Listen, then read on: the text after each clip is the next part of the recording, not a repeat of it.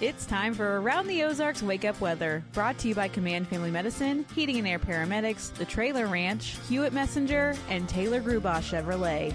Here's your host, meteorologist Abby Dyer.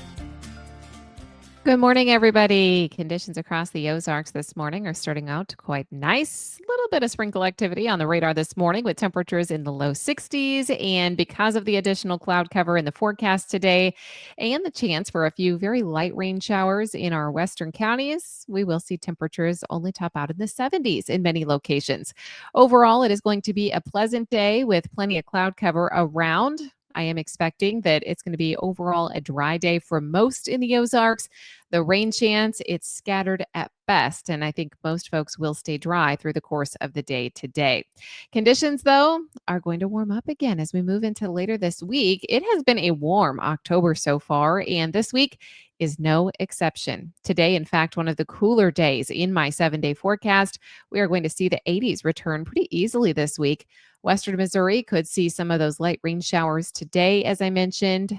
Otherwise, I think it's just a mix of clouds across the forecast on this Monday. For those of you off today for the Columbus Day holiday, well, enjoy it. We'll have a south breeze that's fairly calm through the afternoon, and I do expect that conditions are going to stay pretty tranquil for the second half of the day as well. There is a stationary boundary kind of draped across northern Missouri, stretching all the way back through parts of Kansas, even into Oklahoma, Texas, and the New Mexico area, and some rainfall associated with that system. That's what may sneak into some of our far western counties later today.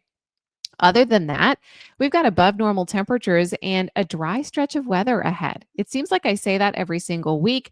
And I'm also talking about drought conditions every single week. Well, we continue to see those drought conditions worsen. So we want the rain chances in the forecast. If you get the sprinkles today, consider it a good thing. It's still not going to be enough to do anything for the drought conditions. I'm really expecting rainfall amounts to be limited.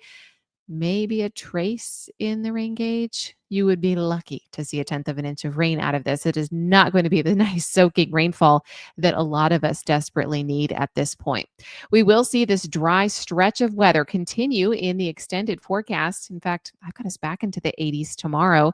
Everybody's in the mid 80s and maybe even mid 80s for Wednesday, Thursday, and Friday. This is going to be a period of below normal precipitation in most of the region.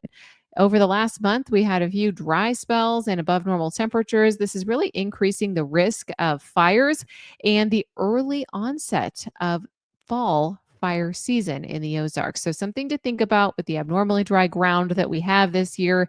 Once the leaves start to fall, becomes fire season in the Ozarks, and all of this could make it a bit worse. All right, around the country, what's making headlines? The East Coast, up and down it. We have dangerous rip currents and coastal winds for much of the East Coast again today. That was also the case over the weekend. Heavy rain and a flood risk remains in the Southwest. Remnants of what was Hurricane Priscilla continuing to bring remnants of rainfall for the Four Corners region, leading to flooding and waterlogged conditions there. We also have heavy rain for parts of the lower elevations of California, while heavy snow is likely in the forecast for the Sierra Mountain Range. So there's a lot going on the West Coast. And of course, the East Coast has some dangers as well with some of those rip currents that I mentioned. All right, it's time for the Around the Ozarks Wake Up Weather Brain Twister trivia question for the day. And the question that I left with you Friday was this. In traditional European folklore, what plant was commonly hung over doorways to ward off witches and evil spirits?